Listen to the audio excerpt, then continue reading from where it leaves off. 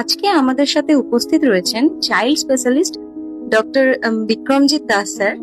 আজকে আমরা ওনার কাছ থেকে নিউ বর্ন যে বেবিদের মারা আছেন তাদের বিভিন্ন ধরনের কোশ্চেন থাকে তাদের বাচ্চাদেরকে নিয়ে, তো সেই নিয়ে আজকে স্যারের সাথে আমরা কিছু ডিসকাশন করব। Hello sir. হ্যালো, আমি doctor Bikramjit Das. I will glad to answer your question. Let's proceed. হ্যাঁ স্যার, অ্যাকচুয়ালি স্যার আমাদের নতুন যে মারা রয়েছেন তাদের অনেকেরই বিভিন্ন ধরনের কোশ্চেন থাকে যে নিউবর্ন বেবিদের ফিডিং প্র্যাকটিসিং নিয়ে যদি আপনি কিছু বলেন। এটা খুব কমন কোশ্চেন, স্পেশালি যারা ফার্স্ট টাইম মাদার হচ্ছে তাদের জন্য খুব কমন এটা কোশ্চেন থাকে। অ্যাকচুয়ালি বেশিরভাগ বেবিসরা ফিডিং, রেস্ট, ফিডিং এরকম সাইকেলে খায়।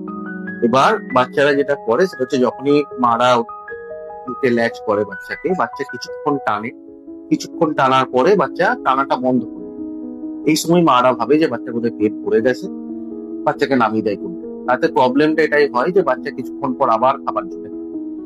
বেসিক্যালি বাচ্চারা যখন মোটামুটি কিছুক্ষণ 2-3 মিনিট টানার পরেই ওদের একটু রেস্ট করে, ওরা 10 to 15 সেকেন্ডস তখন রেস্ট নেই, টানাটা বন্ধ করে। কিন্তু তার মানে এই নয় যে ওর পেট ভরে গেছে। যখন মোটামুটি একটুক্ষণ খাবার পরে বাচ্চা টানছে না, ওয়েট ফর 5 to 10 সেকেন্ডস। যদি তারপরেও বাচ্চা কাঁদছে না, জেন্টলি বাচ্চার শোলটা একটু রাব করে দিন, হেডটা একটু রাব করে দিন, দেখুন আবার রিস্টার্টিং আবার স্টার্ট। ঠিক আছে, মোটামুটি একবার একটা সাইড এন্ট্রি করে খেতে বাচ্চা এভারেজে 15 to 20 মিনিটস লাগে।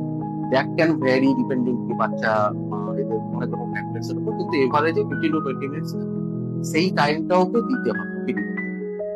তবে গিয়ে মোটামুটি একটা ফিড নেওয়ার পর ও স্যাটিসফাইড হয়ে 1.5 ঘন্টা 2 ঘন্টা ঘুমাবে। বারবার যদি বাচ্চার পেট ভরছে না, যদি 8 ঘন্টা ছাড়া ছাড়া উঠে বাচ্চা ঘুম পাচ্ছে, তাহলেও কিন্তু বাচ্চার গ্রোথ হ্যাম্পার হবে। কেননা ফিডিং এর সাথে সাথে স্লিপিং ও equally important for optimal growth and development of বাচ্চা। আচ্ছা স্যার, তাহলে কিভাবে বোঝা যাবে যে বেবির পেট ভরেছে কিনা? Very good question.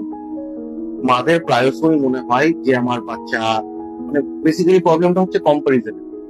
অন্য বাচ্চা দেখে, আমার নিজের বাচ্চাকে দেখে মনে হয় আমার বাচ্চার অ্যাডিকুয়েট ওয়েট গেইন হচ্ছে না, আমার বাচ্চা যথেষ্ট গ্রোথ হচ্ছে না।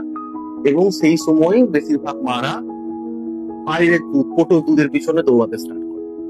আপনি পৃথিবীর যে কোনো কোটোর দুধ নিয়ে আসুন, যত দামি হোক, তার উপরে বড় বড় করে ওনারাই লিখতে রাখে যে mother's milk is best for your baby. কিন্তু তা সত্ত্বেও আপনারা কোটোর দুধের পিছনে দৌড়াতে চেষ্টা করেন। দেখুন, যদি বাচ্চা শুধু ব্রেস্ট ফিডিং করে 24 ঘন্টায় at least 6 to 8 Times urine pass করছে বা তার বেশি, তাহলে ওর যতটা ফিডিং দরকার ও পাচ্ছে। As simple as that.